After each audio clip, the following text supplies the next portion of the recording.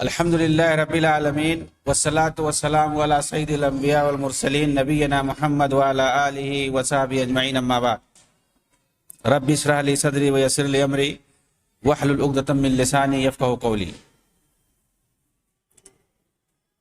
محترم ناظرین کرام، احباب گرامی و دیگر سامعین،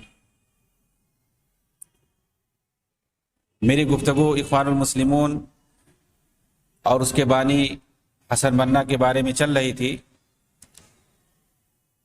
اور حسن بننا کس طرح سے احیاء علوم الدین کے دلدادے تھے۔ ابو حامد الغزالی کی جو کتاب ہے، آخر حسن بننا اس کتاب سے اتنی محبت کیوں کرتے تھے، اس کا خلاصہ میں بتا رہا تھا۔ اور اس دوران ہی میں نے بتایا سب سے پہلے کہ ابو حامد الغزالی کی کتاب کی کیا حیثیت ہے علماء اہل سنت کے نزدیک۔ تو اس تعلق سے چند باتیں اور میں عرض کروں گا، پھر اس کے بعد حسن بننا کی بات آئے گی کہ انہیں اس کتاب سے اتنی دلچسپی کیوں تھی۔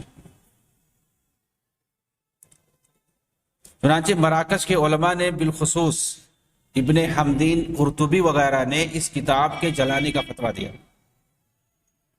اور اسے کافی مقدار میں جلایا بھی گیا، احیاء علوم الدین کو۔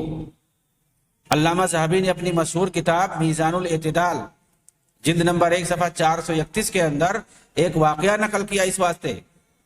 سعید بن عمرو بردئی نے بیان کیا، میں محدث کبیر ابو زرعہ کی مجلس میں بیٹھا ہوا تھا کہ آپ سے کسی نے حارث محاسبی اور اس کی کتابوں کے بارے میں سوال کیا، تو آپ نے جواب میں کہا، اس کی کتابوں سے دور رہنا۔ کیوں دور رہنا؟ کیونکہ وہ سب بدعات، خرافات اور گمراہیوں پر مبنی ہیں۔ تم صرف حدیث کی کتابوں کو پڑھو، یہ تمہارے لیے کافی ہیں۔ کہا گیا ان کتابوں میں بھی اچھی باتیں اور عبرت اور نصیحت کی باتیں مل جایا کرتی ہیں۔ تو آپ نے جواب دیا، اگر جسے اللہ کی کتاب میں نصیحت نہ ملے، اسے کہیں نہیں نصیحت مل سکتی ہے۔ کیا تمہیں نہیں معلوم کہ امام مالک، سفیان ثوری اور اوزاعی وغیرہ نے ان کتابوں کو بدعت و خرافات میں شمار کیا ہے؟ لوگ کس طرح بدعتوں کی طرف بھاگے چلے جا رہے ہیں۔ پھر آگے علامہ ذہبی کہتے ہیں، اگر امام ابو زرعہ آج کے بدعتیوں کی کتابیں دیکھ لیتے تو آخر کیا کہتے؟ یہ تو دوسری صدی ہجری کے ہیں، اور آج بولے تو یعنی 8ویں اور 9ویں صدی کی یہ بات بول رہے ہیں علامہ ذہبی، یہ 9ویں صدی کے ہیں۔ آج 9ویں صدی ہجری میں اگر دیکھ لیتے ابو زرعہ رحمت اللہ علیہ آج کی کتابیں جو بدعات اور خرافات سے بھری ہوئی ہیں، ان کو اگر آپ دیکھ لیتے تو کیا کہتے وہ؟ جیسے ابو طالب کی کتاب القوت، ابو جہزم کی کتاب بہجت الاسرار، سلمی کی کتاب حقائق التفسیر وغیرہ انہوں نے نقل کیا۔ انہیں دیکھ کر ضرور ان کے ہوش اڑ جاتے۔ اسی طرح اگر وہ ابو حامد غزالی کی کتاب الاحیاء دیکھ لیتے تو پھر کیا کہتے؟ عبد القادر کی کتاب الغنیہ دیکھ لیتے، اسی طرح سے الہادی صوفی کتاب فصوص الحکم اور الفتوحات المکیہ وغیرہ دیکھ لیتے تو کیا کہتے؟ اس طرح کی بات کا ذکر کیا ہے امام ذہبی نے میزان الاعتدال کے اندر، کہ دوسری صدی ہجری میں انہوں نے حارث محاسبی کی کتاب کو دیکھنے سے منع کر دیا، اس کو پڑھنے سے منع کر دیا، کیونکہ اس کے اندر کچھ بدعتوں کا ذکر کیا تھا اس نے۔ کہتے ہیں آج کل کی ان خرافات اور بدعات سے بھری ہوئی، الہاد و زندقہ سے بھری ہوئی کتابوں کو اگر دیکھ لیتے امام ابو زرعہ تو کیا کہتے؟ ان کو تو ہوش ہی اڑ جاتے۔ علامہ ذہبی کی اس قول پر تبصرہ کرتے ہوئے شیخ فرید السبیت نے کیا کہا ہے، جو موجودہ دور کے ہیں، عصر حاضر کے ہیں، انہوں نے کیا کہا ہے، اس کو بھی دیکھ لیتے ہیں۔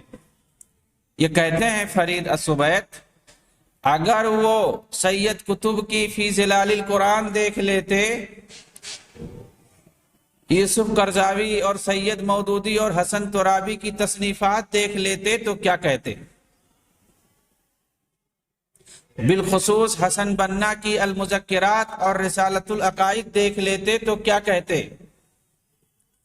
ان کی تو ہوش ہی اڑ جاتے۔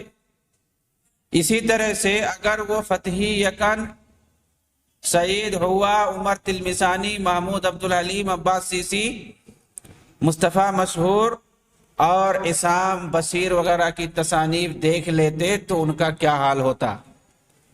ساتھ ہی اگر وہ سروری اخوانیوں کے سرگنا محمد سرور زین العابدین کی کتاب منہج الانبیاء فی الدعوہ دیکھ لیتے تو کیا پکار اٹھتے؟ اس طرح کی بات انہوں نے کہی ہے فرید السبیت نے،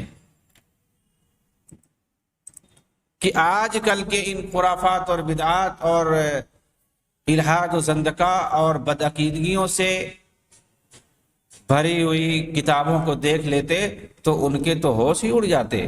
دو چار بدعات کی چیزوں کو دیکھ کر کے انہوں نے منع کر دیا حارث محاسبی کی کتاب پڑھنے سے۔ ابو حامد غزالی نے احیاء علوم الدین کے جلد نمبر 5 صفحہ 255 کے اندر بیان و جملۃ من حکایات المحبین و اقوالہم و مکاشفاتہم، یہ عنوان ہے۔ اس عنوان سے چند صوفیوں کے اقوال ذکر کیے ہیں، ذرا ان پر ایک نظر ڈالتے ہیں جن سے حسن بنا کو بہت پیار تھا۔ ابو حامد غزالی نے احیاء علوم الدین کے اندر کیا باتیں لکھی، اس کا ایک نمونہ۔ غزالی کہتے ہیں کسی عارف باللہ سے پوچھا گیا آپ تو محب ہیں، تو اس نے کہا میں محب نہیں محبوب ہوں، محب تو معتوب ہوتا ہے۔ اسی سے کسی نے کہا لوگ کہتے ہیں آپ تو 7 میں سے ایک ہیں، تو کہا میں تو پورا 7 ہوں۔ اور وہ صوفی کہا کرتا تھا جب تم مجھے دیکھو تو سمجھ لو کہ 40 ابدال دیکھ رہے ہو۔ کہا گیا آپ تو صرف ایک ہی آدمی ہے، کہا میں نے 40 ابدال سے ملاقات کی ہے اور ان میں سے ہر ایک سے ان کا اخلاق لیا ہے، اب میں 40 ابدال ہو گیا۔ اسی سے کہا گیا ہمیں معلوم ہوا ہے کہ آپ نے تو خضر علیہ السلام کو دیکھا ہے۔ یہ سن کر مسکرایا اور کہا اس میں کوئی تعجب نہیں ہے، تعجب اس آدمی پر ہے جو خضر کو دیکھنا چاہے لیکن وہ اس سے چھپ جائے۔ ابو یزید بسطامی صوفی سے درخواست کیا گیا کہ آپ اپنے رب کے بارے میں اپنے مشاہدات بیان کریں، اپنے رب کے بارے میں اپنے مشاہدات بیان کریں۔ یہ سن کر وہ چیخنے لگا، پھر بولا تمہاری بربادی تمہارے لیے جاننا مناسب نہیں ہے۔ کہا گیا آپ اپنے سخت مجاہدات کے بارے میں بتائیں جو آپ نے اللہ کی راہ میں انجام دی ہیں، تو کہا اس سے آگاہ کرنا مناسب نہیں ہے۔ کہا گیا آپ اپنی ابتدائی ریاض کے بارے میں بتائیں، تو کہا ٹھیک ہے میں نے خود کو اللہ کی طرف دعوت دی، میں نے خود کو اللہ کی طرف دعوت دی تو میرے نفس نے انکار کر دیا، چنانچہ میں نے ارادہ کیا کہ اب 1 سال تک نہ تو میں پانی پیوں گا اور نہ کبھی سوؤں گا، پھر میرے نفس نے اقرار کر لیا۔ یحییٰ ابن معاذ نے ابو یزید بسطامی کو خواب میں دیکھا جو زمین پر اپنی ایڑی کے بل کھڑے تھے، زمین پر اپنی ایڑی کے بل کھڑے تھے۔ کون؟ ابو یزید بسطامی، یہی تھوڑی سینے سے لگی ہوئی تھی، پلکیں جھپک نہیں رہے تھے، اور وہ کہہ رہے تھے الہی کچھ لوگوں نے تجھ سے پانی پر چلنے کی درخواست کی، تو نے اس کی درخواست پوری کر دی، کچھ نے ہوا میں چلنے کی درخواست کی، ان کی بھی درخواست تو نے پوری کر دی، وہ خوش ہو گئے۔ کچھ لوگوں نے پوری زمین لپیٹنے کی درخواست کی، ان کی بھی خواہش پوری کر دی، وہ خوش ہو گئے۔ کچھ لوگوں کو زمین کا خزانہ دے دیا، وہ بھی خوش ہو گئے، یہاں تک کہ اولیاء کے 20 سے زیادہ کرامات بیان کر دیے۔ پھر مڑے تو مجھ پر نظر پڑی، فرمایا تم یحییٰ ہو؟ میں نے کہا ہاں اے میرے آقا۔ تم یہاں کب سے آئے ہو؟ میں نے کہا ایک مدت سے یہ سن کر خاموش ہو گئے۔ میں نے عرض کیا میرے آقا کچھ تو فرمائیں۔ کہا میں تم سے وہی کہوں گا جو تمہارے لیے مناسب ہوگا۔ مجھے فلک اسفل میں داخل کر دیا، پھر مجھے تمام سرزمین اور سفلی ملکوتی طاقت کا نظارہ کرایا، یہاں تک کہ تحت الثری تک پہنچ گیا۔ پھر مجھے فلک اعلیٰ میں سوار کیا اور تمام آسمانی ملکوتی طاقت کا نظارہ کرایا، وہاں جنت سے لے کر عرش الہی تک کا نظارہ کیا۔ پھر اپنے سامنے بٹھا لیا اور کہا اب تمہیں جو مانگنا ہو مانگ لو۔ میں نے عرض کیا میرے آقا میں نے کوئی ایسی چیز نہیں دیکھی جو زیادہ پسند آیا ہو، پھر کیا مانگوں؟ کہا تم میرے بندے ہو، میرے لیے ہی میری عبادت کرتے ہو، تمہارے ساتھ میں ایسا ویسا ضرور کروں گا۔ پھر بہت ساری چیزوں کا تذکرہ کیا۔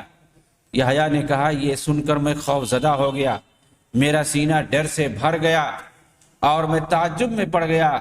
پھر عرض کیا میرے آقا آخر معرفت کا سوال کیوں نہیں کر لیا جب آپ سے ملک الموت نے سوال ہی کر لیا تھا؟ تو ایک زوردار چیخ لگانے کے بعد کہا تیری بربادی، خاموش ہو جا۔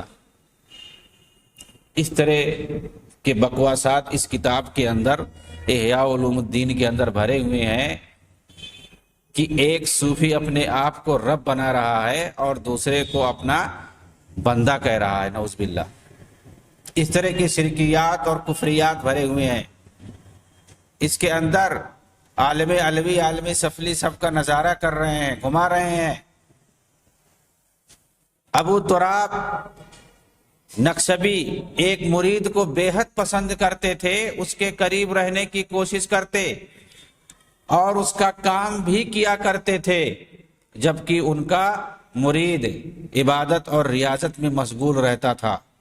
ایک دن ابو تراب نے اس سے کہا کاش تم ابو یزید بسطامی کو دیکھ لیتے۔ مرید نے کہا میں مشغول ہوں، لیکن ابو تراب نے حد کر دی تو مرید بھڑک اٹھا اور کہا آپ کی بربادی، مجھے ابو یزید سے کیا واسطہ؟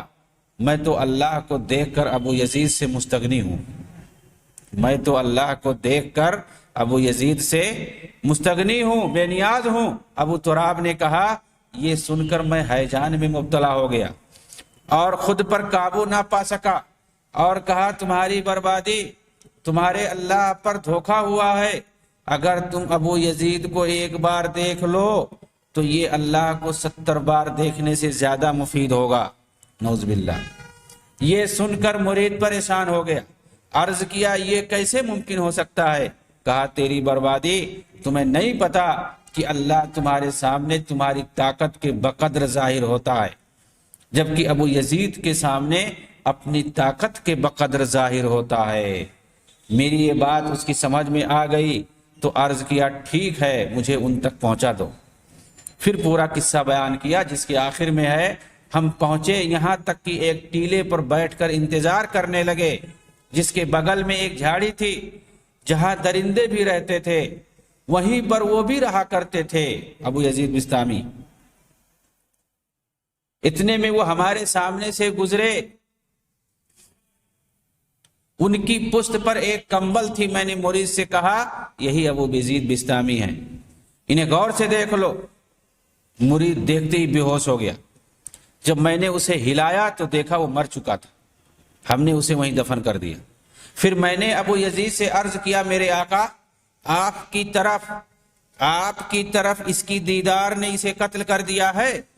فرمایا نہیں، دراصل تمہارا ساتھی سچا تھا، اس کے دل میں ایک راز تھا جو اب تک منکشف نہیں ہوئی تھی۔ جب اس نے مجھے دیکھا تو اس کے دل کا راز منکشف ہو گیا اور پھر وہ اسے نہ سنبھال سکا کیونکہ وہ ابھی کمزور مریدوں کے مرحلے میں تھا، اسی نے اسے قتل کر دیا ہے۔ یہ اس طرح کے خرافاتی واقعات بھرے پڑے ہیں اس کتاب کے اندر، جسے حسن بنا بہت پیار کرتے تھے۔ بصرہ کے اندر جس وقت کرمتی داخل ہوئے تھے، یہ رافضی جو مسلمانوں کے قاتل ہیں، خانہ کعبہ میں جنہوں نے خون بہایا ہے، کہتے ہیں یہ جب بصرہ کے اندر داخل ہوئے کرمتی اور قتل و غارت گری مچانے لگے، اس وقت لوگ صوفی سہیل تستری کے پاس گئے اور عرض کیا ایسے وقت میں آپ اللہ سے دعا کیوں نہیں کرتے کہ یہ مصیبت ختم ہو جائے؟ یہ سن کر وہ خاموش رہا۔ پھر بولا اس شہر میں اللہ کے کچھ بندے ایسے ہیں کہ اگر وہ ظالموں پر بد دعا کر دے تو ایک ہی رات میں اس سرزمین پر کوئی ظالم نہ بچے، لیکن وہ ایسا نہیں کریں گے۔ پوچھا گیا ایسا کیوں؟ کہا کیونکہ وہ ایسی چیز پسند نہیں کرتے جو اللہ کو پسند نہ ہو۔ ان بندوں کے اندر اتنی طاقت ہے کہ اگر وہ اللہ سے یہ عرض کر دے کہ قیامت قائم نہ ہو تو قیامت بھی قائم نہیں ہوگی، نعوذ باللہ۔ اب دیکھیے یہ واقعہ بیان کیا ابو حامد غزالی نے، اس کے بعد تبصرہ کرتے ہوئے غزالی کہتے ہیں اس واقعے پر یہ ساری چیزیں ممکن ہیں، البتہ جسے یہ ساری چیزیں ہضم نہ ہو رہی ہوں اس کے لیے کوئی ضروری نہیں کہ وہ اس کی تصدیق کرے۔ یہ تبصرہ کر رہے ہیں غزالی اس واقعے کو ذکر کر کے، جو ایک صوفی کا قصہ نقل کیا کہ کچھ بندے ایسے ہیں کہ اگر اللہ سے درخواست کر دیں کہ قیامت نہ قائم ہو جائے، نہ قائم ہو تو اللہ قیامت بھی نہیں قائم کرے گا۔ ایسے بھی بندے موجود ہیں۔ یہ کہہ رہے ہیں کہ یہ سب ممکن ہے، غزالی کہہ رہے ہیں یہ سب ممکن ہے۔ ہاں جس کو یہ باتیں ہضم نہ ہو رہی ہوں اس کے لیے ضروری نہیں کہ وہ ان باتوں کی تصدیق کرے، کیونکہ اللہ کی قدرت بہت کشادہ ہے، اس کا فضل عام ہے، اس کی بادشاہت اور ملکوتی طاقت کی کوئی انتہا نہیں ہے۔ اسی لیے ابو یزید بستامی نے کہا تھا اگر تمہیں موسیٰ کی مناجات، عیسیٰ کی روحانیت، ابراہیم کی خلت بھی مل جائے اور تم اس سے بھی زیادہ طلب کرنے لگو تو بھی اس کے علاوہ اللہ کے پاس سب کچھ موجود ہے۔ ایک عارف باللہ نے کہا مجھے 40 حوریں دکھائی گئی، میں نے انہیں ہوا میں دوڑتے ہوئے دیکھا، وہ سونے چاندی اور جواہرات کے کپڑے زیب تن کیے ہوئے تھی، میں نے انہیں صرف ایک نگاہ دیکھی تھی جس کی وجہ سے مجھے 40 دنوں تک سزا دی گئی۔ ایک نگاہ میں نے ان حوروں کو دیکھ لیا تو 40 دن تک مجھے سزا دی گئی، پھر اس کے بعد ان سے کہیں زیادہ خوبصورت 80 حوروں کا نظارہ کرایا گیا اور کہا گیا اب انہیں دیکھو، لیکن میں سجدے میں چلا گیا اور سجدے کے اندر اپنی آنکھوں کو بند کر لیا تاکہ انہیں نہ دیکھ سکوں، اور میں نے دعا کی الہی میں تیری پناہ چاہتا ہوں، تیرے سوا ہر ایک سے مجھے اس کی ضرورت نہیں ہے۔ اس طرح میں برابر گڑ گڑاتا رہا یہاں تک کہ اللہ نے انہیں دفع کر دیا۔ اور دوسرے عارف باللہ نے بیان کیا کہ ایک بار مجھے خضر علیہ السلام سے ملنے کا شوق پیدا ہوا تو میں نے اللہ سے درخواست کی کہ وہ مجھے ان سے ایک بار ملا دے تاکہ میں ان سے وہ چیز سیکھ لوں جو میرے لیے بہت ہی اہم ہو۔ کہتے ہیں چنانچہ میں نے انہیں دیکھا، پھر پورے اعتماد کے ساتھ ان سے عرض کیا ابو العباس مجھے کچھ بتلائیں، میں کسی سے اس کا افشا نہیں کروں گا، یعنی یہ راز میں کسی سے نہیں بتاؤں گا۔ تو انہوں نے کہا تم یہ دعا پڑھتے رہو، اللہم اسبل علی کثیف سترک وحط علی سراداک حجبک واجعلنی فی مکنون غیبک واحجبنی عن قلوب خلقک۔ الہی اپنا دبیز پردہ میرے اوپر ڈال دے، اپنے حجابوں کے جھالر کو مجھ پر پھینک دے اور مجھے اپنے چھپے ہوئے غیب میں کر دے اور مجھے اپنی مخلوق کے دلوں سے غائب کر دے۔ کہا یہ دعا تم پڑھتے رہو۔ یہ بتلا کر حضرت خضر غائب ہو گئے، پھر میں نے انہیں دوبارہ نہیں دیکھا اور نہ ہی کبھی دوبارہ دیکھنے کا شوق پیدا ہوا، اور یہ دعا میں روز آنا پڑھتے رہتا ہوں۔ بیان کیا جاتا ہے کہ پھر اس کے بعد وہ ذلیل ہو گئے، یہ دعا پڑھتے پڑھتے ذلیل ہو گئے، لوگ انہیں رسوا کرنے لگے، یہاں تک کہ ذمی بھی ان پر ہنسنے لگے۔ ذمی جو اسلامی مملکت میں کافر رہتے ہیں ان کو ذمی کہا جاتا ہے، اور وہ ٹیکس دیتے ہیں اسلامی حکومت کو، اور اسلامی حکومت ان کی حفاظت کرتی ہے۔ تو کہتے کہ ذمی بھی ان پہ ہنستے تھے اور بچے ان کے ساتھ کھیلنے لگے، پھر ان کے دل کو اسی ذلت اور رسوائی میں سکون اور چین مل گیا۔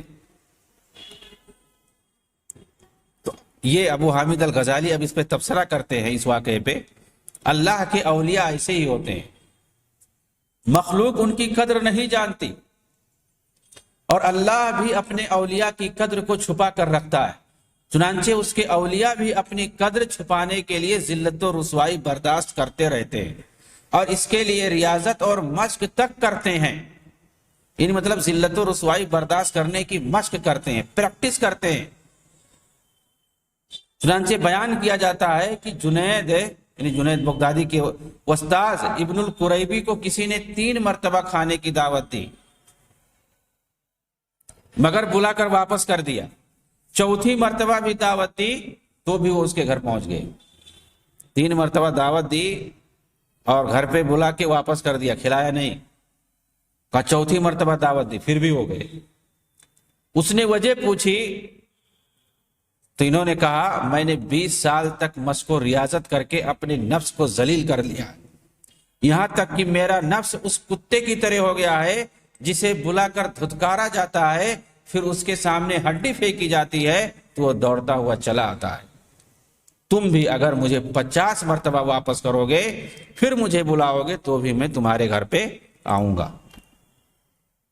ابن القریبی اپنا ایک دوسرا واقعہ بتاتے ہیں، یہ جنید بغدادی کے استاذ ہیں۔ کہتے ہیں کہ میں محلے میں گیا، وہاں نماز پڑھی، پھر ایک حمام میں داخل ہو گیا، وہاں عمدہ لباس دیکھا جسے میں نے چورا لیا، پھر اسے پہن لیا، کسی دوسرے کا تھا، اس کو چورا کے پہن لیا، اوپر سے اپنا چیتھڑا لپیٹ لیا اور وہاں سے نکل گیا۔ لوگوں نے میرا پیچھا کر کے مجھے پکڑ لیا، میرا چیتھڑا نکال کر اپنا کپڑا لے لیا، پھر مجھے خوب مارا۔ اس کے بعد مجھے لوگ حمام کا چور کہہ کر پکارنے لگے، پھر میرا نفس جا کر مطمئن ہوا۔ یعنی انہوں نے جان بوجھ کر یہ حرکت کی تھی کہ لوگ اس طرح سے میرے ساتھ سلوک کریں گے، اور ان کو لوگ حمام کا چور کہہ کر کے پکارتے تھے۔ تو کہہ رہے ہیں کہ جب مجھے زیادہ ذلیل کیا گیا تو میرے نفس کو اطمینان ہوا۔ اب پھر اس کے بعد یہ غزالی اس پر تبصرہ کرتے ہیں اس واقعے پر، اللہ کے اولیاء ایسے ہی ہوا کرتے تھے جو اپنے نفس کو مشق کراتے تھے، یہاں تک کہ اللہ انہیں مخلوق سے بے نیاز کر دیتا تھا، پھر خود ان کے نفس سے بھی انہیں بے نیاز کر دیتا تھا، کیونکہ نفس کا بندہ اللہ سے دور ہو جاتا ہے اور دل اور اللہ کے بیچ کوئی پردہ نہیں ہے۔ جاہ و مرتبہ کے مالک اہل بسطام سے تعلق رکھنے والا ایک شخص ابو یزید بسطامی کی خدمت میں ہر وقت حاضر رہتا تھا۔ ایک دن اس نے عرض کیا میں 30 سال سے مسلسل روزہ رکھتا ہوں، قیام اللیل کرتا ہوں، رات میں کبھی نہیں سوتا، لیکن یہ ساری معرفت الہی کی چیزیں مجھے اب نہیں مل سکی ہیں، اب تک نہیں مل سکی جنہیں آپ بتاتے رہتے ہیں۔ اس پر ابو یزید نے کہا تم 300 سال تک روزہ رکھو اور قیام کرو، پھر بھی تمہیں اس میں سے ذرہ برابر بھی کوئی حصہ نہیں مل سکتا۔ عرض کیا ایسا کیوں؟ کہا کیونکہ تم اپنے نفس سے محبت کرتے ہو۔ عرض کیا کیا اس کی کوئی دوا ہے؟ کہا ہاں۔ عرض کیا بتائیے تاکہ میں اس پر عمل کر لوں۔ کہا تم اسے نہیں قبول کرو گے۔ عرض کیا بتلائیے میں ضرور عمل کروں گا۔ چنانچہ کہا تم ابھی جا کر اپنا سر اور داڑھی مڑوا لو، اپنا سر اور داڑھی جا کر کے مڑوا لو، اس لباس کو نکال کر پھینک دو جو پہنے ہوئے ہو، تم ایک گدڑی اپنے اوپر ڈال لو، چیتھڑا اپنے اوپر ڈال لو، اپنی گردن میں ایک کچکول لٹکا لو جس میں اخروٹ بھرا ہو، پھر بچوں کی بھیڑ اکٹھا کر کے کہو جو مجھے ایک تھپڑ مارے گا اسے میں ایک اخروٹ دوں گا، پھر اسی حالت میں بازار میں جا کر چکر لگاؤ، ان سب کے پاس جو تمہیں جانتے ہو اور ان لوگوں کے پاس بھی جو تمہیں نہ جانتے ہو، سب کے پاس جاؤ چکر لگاؤ۔ اس آدمی نے کہا سبحان اللہ، آپ مجھے ایسا کرنے کا حکم دے رہے ہیں؟ یہ سن کر ابو یزید نے کہا تمہارا سبحان اللہ کہنا شرک ہے۔ عرض کیا وہ کیسے؟ کہا تم نے اپنے نفس کی تعظیم کی اسی لیے پاکی بیان کی، تم نے اپنے رب کی پاکی بیان نہیں کی ہے۔ اس نے عرض کیا میں اس کی طاقت نہیں رکھتا، مجھے کوئی دوسرا عمل بتلائیے۔ کہا کچھ بھی کرنے سے پہلے تمہیں یہی عمل کرنا ہوگا۔ اس نے کہا میں اس کی ہمت نہیں کر سکتا۔ تو انہوں نے کہا میں نے تم سے پہلے ہی کہہ دیا تھا تم قبول نہیں کرو گے، جو میں تمہیں بتاؤں گا وہ تم قبول نہیں کر پاؤ گے۔ اس کتاب کے اندر احیاء علوم الدین کے اندر ان خرافات کے علاوہ یہ جو سارے بکواسات ہیں، خرافات ہیں، خزعبلات ہیں، ایک بھی صحیح چیز نہیں ہے، سب من گھڑت ہیں۔ ان کے علاوہ وحدت الوجود کا انکار، وحدت الوجود کا عقیدہ، انکار صفات باری تعالی، غزالی کا دعوی علم غیب، یہ ساری چیزیں اس کے اندر موجود ہیں۔ اور ان کے علاوہ بہت کچھ گمراہیاں اور کفریات اور ضلالات اس کتاب کے اندر بھرے پڑے ہیں۔ یہ تو میں نے چند نمونے کے طور پر بیان کیے ہیں۔ اب سوال یہ ہے کہ اس کفریہ کتاب کے تعلق سے حسن بنا اور ان کی جماعت کا کیا موقف ہے؟ اب آئیے دیکھتے ہیں ایسی کتاب کے بارے میں اخوان المسلمون اور ان کے پیر مغاں حسن بنا کیا کہتے ہیں اور کتنی محبت کرتے ہیں اس کتاب سے۔ چنانچہ اخوانی مصنف محمود عبد الحلیم نے اپنی کتاب الاخوان المسلمون احداث صنعت تاریخ کی جلد نمبر 1 صفحہ 53 میں لکھا ہے، کہتے ہیں کہ ایک چھاپا خانہ کے بارے میں دراصل گفتگو کرتے ہوئے کہتے ہیں کہ اس چھاپا خانے کو استاد حسن بنا نے قائم کیا تھا، ایک چھاپا خانہ انہوں نے قائم کیا تھا اور اس کا ذمہ دار احمد سراوی نامی شخص کو بنا رکھا تھا۔ پھر اسی شخص کے بارے میں آگے کہا استاد حسن بنا نے اسے ایک کتاب دوبارہ چھاپنے کے لیے کہا۔ اس کتاب کا نام کیا تھا؟ احیاء علوم الدین۔ اسے ہدایت کی کہ ورق بہت ہی عمدہ ہونا چاہیے، بالکل سفید چمچماتا ہوا۔ چنانچہ احمد سراوی نے اس کتاب کو بڑے ہی عمدگی سے چھاپا، جسے مارکیٹ میں اس قدر خریدا گیا کہ اس کی کوئی مثال نہیں ملتی ہے۔ یعنی احیاء علوم الدین کا جو پیپر ہو بہت ہی سفید عمدہ چمچماتا ہوا ہونا چاہیے۔ حسن بنا کے رہنمائی میں اس کتاب کو چھاپا گیا۔ اس موقع پر مجھے یہ حدیث یاد آتی ہے، لعن اللہ الخمر وشاربها وساقیها وبائعها ومبتاعها وعاصرها ومعتصرها وحاملها والمامون۔ شراب کے بارے میں یہ حدیث ہے کہ اللہ کی لعنت ہو شراب پر، اس کے پینے والے پر، اس کے بیچنے والے پر، اس کے خریدنے والے پر، اس کے نچوڑنے والے پر، اس کے نچڑوانے والے پر، اسے لے جانے والے پر، اور اس پر بھی جس کے لیے اسے لے جایا جائے۔ یہ شراب کے تعلق سے اتنے لوگوں پر لعنت کی گئی ہے۔ تو ایسی کتاب بدعت اور خرافات اور کفریات جو لکھا ہے اور جو اسے چھاپے، جو اسے پھیلائے، جو اسے محبت کرے، ظاہر سی بات ہے ان سب پر اس کا گناہ آئے گا جو اس کتاب کے اندر جتنے بدعات اور خرافات اور ضلالت اور کفر و گمراہی بھری ہوئی ہے۔ شرابی گرچہ شراب کو حلال نہیں سمجھتا پھر بھی وہ فاسق ہوتا ہے، اور یہ معلوم ہے کہ ایک بدعتی فاسق سے بھی برا ہوتا ہے، فاسق سے کہیں برا ہوتا ہے ایک بدعتی۔ اسی لیے بعض سلف سے منقول ہے، شرک اور بدعت کے علاوہ میں اپنے رب سے کسی بھی حال میں ملوں تو مجھے کوئی پرواہ نہیں، لین الق اللہ بأی ذنب ما خلا الشرک والبدع۔ اس طرح کی بات کہی ہے بعض سلف نے کہ اللہ تعالیٰ سے میری ملاقات ہو اس حال میں کہ میں شرک اور بدعت سے پاک، اس کے علاوہ کوئی بھی گناہ ہو تو مجھے امید ہے اللہ تعالیٰ معاف کر دے گا۔ اور نبی اکرم صلی اللہ علیہ وسلم نے فرمایا، من آوى محدثا فعلیہ لعنۃ اللہ والملائکۃ والناس اجمعین۔ جس نے کسی بدعتی کو پناہ دی اس پر اللہ کی، فرشتوں کی اور تمام لوگوں کی لعنت ہو۔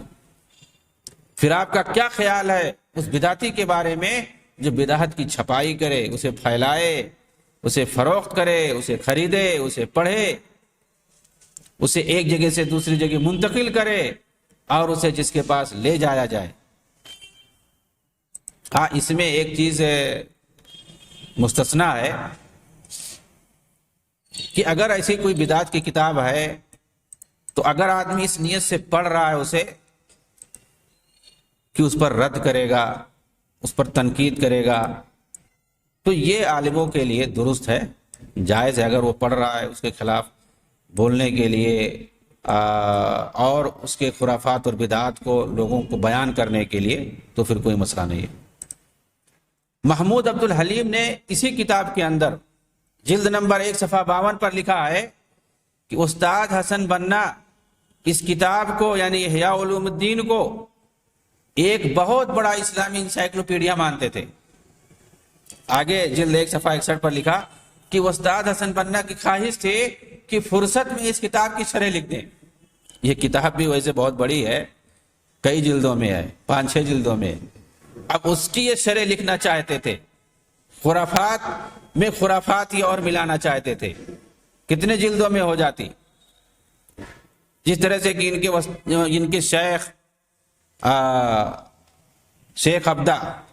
محمد عبدہ نے نہج البلاغہ کی شرح لکھ دی کئی جلدوں میں، جو کہ شیعہ رافضیوں نے خرافات اور بہت ساری من گھڑت روایتوں کو لکھ کر کے سیدنا علی رضی اللہ تعالیٰ عنہ کی طرف منسوب کر دیا، اور اس کے شرح لکھ دی کئی جلدوں میں ان کے شیخ محمد عبدہ نے۔ اسی طرح سے اس بدعتی کتاب جو کہ کئی جلدوں میں ہے، غزالی کی ایک کتاب احیاء علوم الدین، جس کو بہت سارے سلف اماطۃ علوم الدین کہتے تھے کہ علوم الدین کو مارنے والی یہ کتاب ہے، اس کی یہ شرح لکھنا چاہتے تھے، ان کی بڑی خواہش تھی لیکن فرصت ہی نہیں ملی۔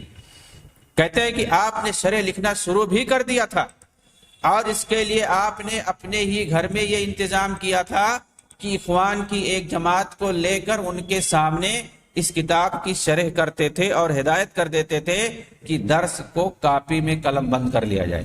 انہوں نے یہ کام شروع کر دیا تھا، خصوصی طور پر اپنے گھر میں لوگوں کو جمع کر کے ان کے سامنے درس دیتے تھے اور پھر اس کے بعد لکھوا لیتے تھے۔ پھر آگے اس کتاب کی اہمیت بتاتے ہوئے ایک من گھڑت واقعہ پیش کرتے ہوئے اخوانی محمود عبد الحلیم لکھتے ہیں، کیا لکھتے ہیں اس تعلق سے حسن بنا نے جو شرح لکھنے کی کوشش کی۔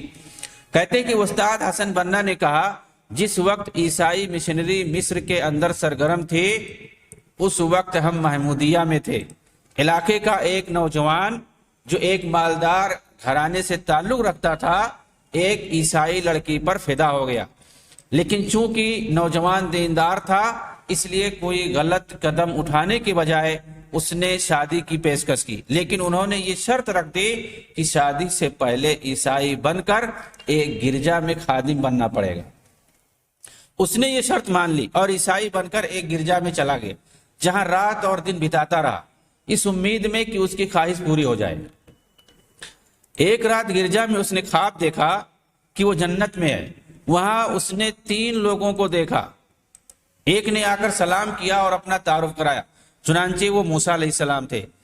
پھر دوسرے آئے، وہ عیسیٰ تھے۔ پھر ان دونوں نے تیسرے کی طرف اشارہ کر کے پوچھا، کیا تم انہیں جانتے ہو؟ کہا نہیں۔ دونوں نے کہا، یہ خاتم النبیین سید المرسلین محمد صلی اللہ علیہ وسلم ہے۔ کہا کہ یہ سن کر میرے بدن میں کپ کپی طاری ہو گئی۔ تو ان دونوں نے کہا، ہم تمہارے پاس تمہیں ملامت کرنے کے لیے آئے۔ چنانچہ عیسیٰ علیہ السلام نے کہا، تم کیسے عیسائی ہو گئے جبکہ میں خود محمد پر ایمان لاتا ہوں؟ اس نوجوان نے عرض کیا، یہ سن کر میں نبی سے شرمندہ ہو گیا اور میرا بدن پسینے سے شرابور ہو گیا۔ پھر میں توبہ کرنے لگا لیکن بولنے کی سکت نہ ہو سکی، لگتا تھا جیسے میری زبان گنگ ہو گئی ہو۔ چنانچہ نبی اکرم نے میرے دل کو اطمینان دلایا اور کہا، اگر تم چاہتے ہو کہ تمہارے ایمان کی تجدید کر لو، تم اپنے ایمان کی تجدید کر لو، تو اس کے لیے تم جنت کے اوپری درجے کی طرف جاؤ، وہاں تم ایک درخت کے سائے میں۔